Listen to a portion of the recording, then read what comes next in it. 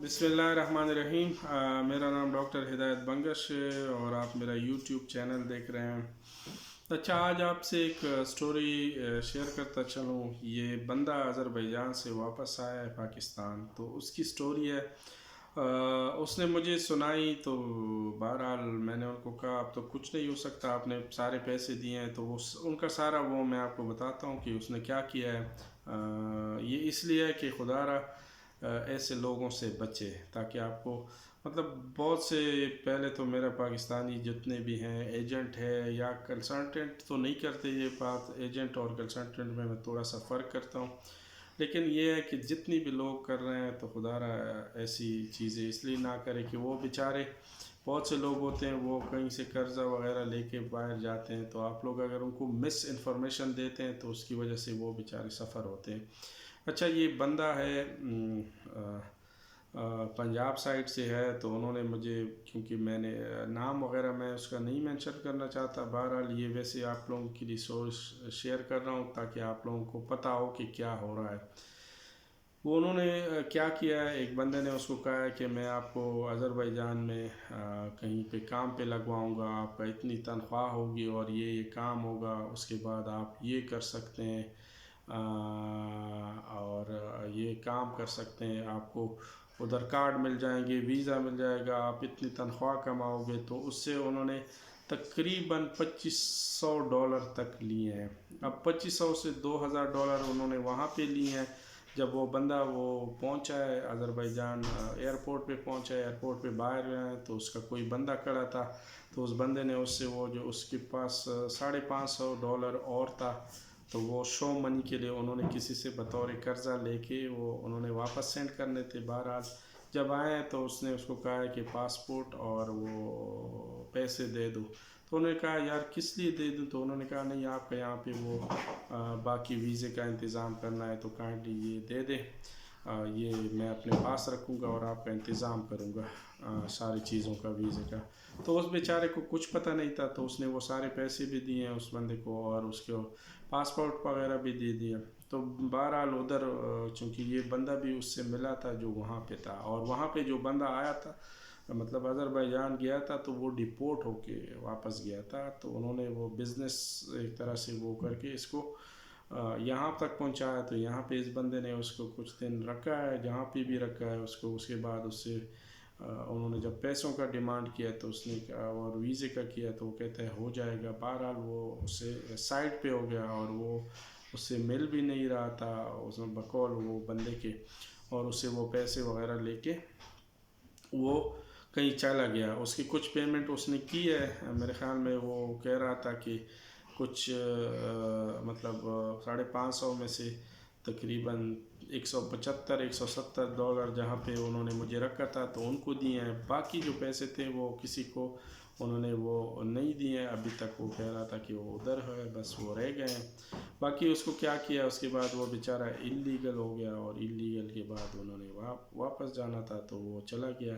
उसका सारा नुकसान भी हो गया और उसके अलावा उसके हालात वगैरह वो थे। तो उसने वो वैसे ही बता रहा था मुझे कि ये कर्ज़ा है मैं उतारूँगा और ये है बहुत से उससे मतलब ये चीज़ें हुए हैं, कुछ भी उन्होंने नहीं किया। तो खुदारा मेरे दो रिक्वेस्ट हैं। एक तो उन बंदों से है जो अज़रबैजान जाना चाहते हैं, पहले तो आप रिसर्च कर रहे हैं कि आप किस लिए जा रहे हैं। अगर काम के लिए जा रहे हैं एक तो वहाँ पे आप ये याद रखिए कि वर्क परमिट नहीं इशू होता। अगर वहाँ से कोई आपको डिमांड करता है कि हाँ पाकिस्तान में आपको कहते हैं कि वर्क परमिट आपको देंगे, तो वो अलग बात है। लेकिन वो उसके भी वो आपको पता है कोई कंपनी वगैरह होनी चाहिए, आम बंदा कोई वर्क परमिट इशू नहीं हो सकता। और दूसरा ये है कि स्टूडेंट जो आते हैं तो वो स्टूडेंट ही रह सकते हैं, उसमें ये है कि लीगली कोई काम अलाउड नहीं है स्टूडेंट वीज़े पे। तो वो भी जहन में रखिए। तीसरी बात यह है अगर आप कभी भी बिज़नेस के लिए जाना चाह रहे हैं वहाँ पे, तो पहले से रिसर्च कर लें और आपके पास कैपिटल होना चाहिए और वो कैपिटल आपके जेब में होना चाहिए, तो उसके बाद ही जाएं। पहले अपने लिए डिसीजन लें कि कौन सा वीज़ा लेके जाना है, दूसरी बात कि क्या करना है और उधर क्या क्या प्लानिंग है।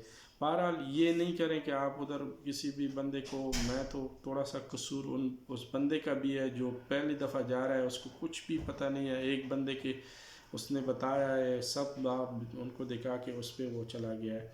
تو یہ ان کی بھی تھوڑی سی غلطی ہے. باقی یہ جو ایجنٹ ہے وہاں پہ بیٹھے ہیں آذربائیجان میں ہیں یا پاکستان میں جو بیٹھے ہیں، تو ان سے میری یہی ریکویسٹ ہے کہ خدا را کسی کو اتنا نہ پھنسائیں کہ وہ ان کی بد دعائیں آپ کو لگیں. ایگزیکٹ انفارمیشن دیں، اس کے بعد اگر وہ جانا چاہیں تو ٹھیک ہے، نہیں جانا چاہیں تو ان کو چھوڑ دیں.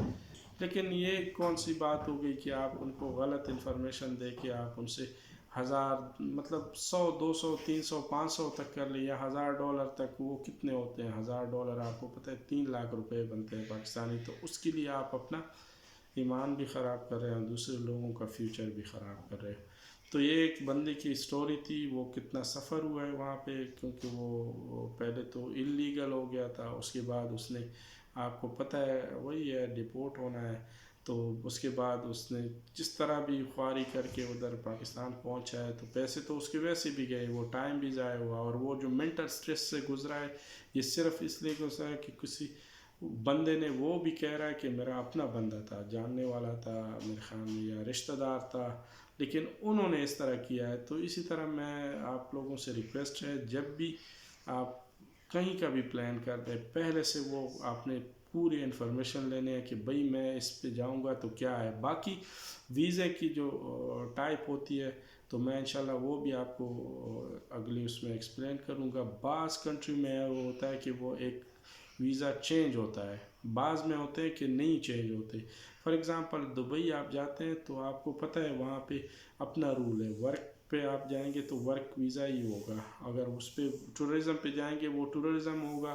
بہرحال قطر میں اسی طرح رولز ہیں، اپنے رولز ہیں. ہمارے لوگ زیادہ تر سعودی، قطر، دبئی جاتے ہیں. تو یہ ہوتا ہے، بعض اوقات یہ ہوتا ہے وزٹ پہ جا کے، ویسے بھی انہوں نے ابھی میرے خیال میں بند بھی کیا ہے، لیکن وزٹ پہ جا کے اگر آپ کو کوئی جاب ملتی ہے تو پھر بھی آپ کو ایگزیکٹ کرنا پڑتا ہے، اس کے بعد آپ دوسرا ویزا لے سکتے ہیں.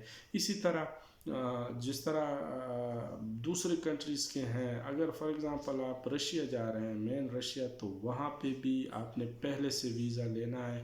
جو ٹائپ ہوگا اسی ویزے پہ آپ ادھر وہی کام کر سکتے ہیں.